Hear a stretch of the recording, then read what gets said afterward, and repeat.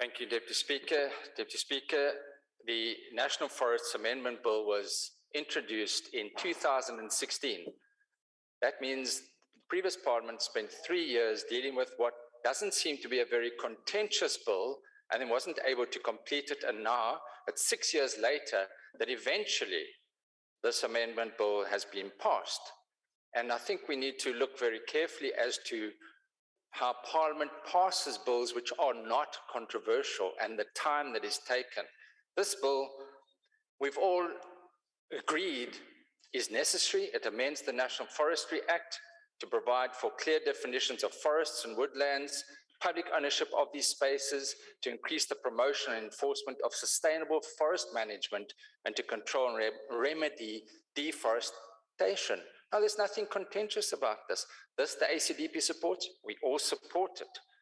So the challenge then, when one looks at the whole process from the National Assembly to the NCOP, we are now sitting in 2022. We've got elections in 2 years. We need to then look, what happens with all the bills we're dealing with at the moment that might lapse with the 2024 election? Well, we have the same situation, and I think we need to look very carefully at this, Deputy Speaker, how we deal with bills that could then pass on to the next Parliament.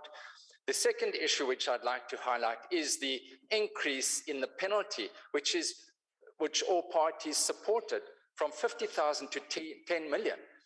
But being the longest serving member on the Justice Portfolio Committee, I know the challenges facing our criminal justice sector.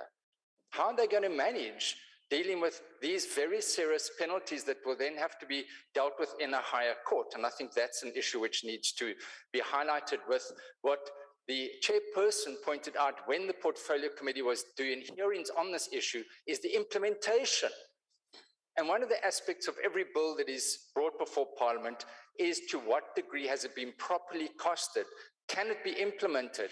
And the impact, as I'm indicating, there will be an impact from the criminal justice perspective when one looks at the implementation of this much needed bill.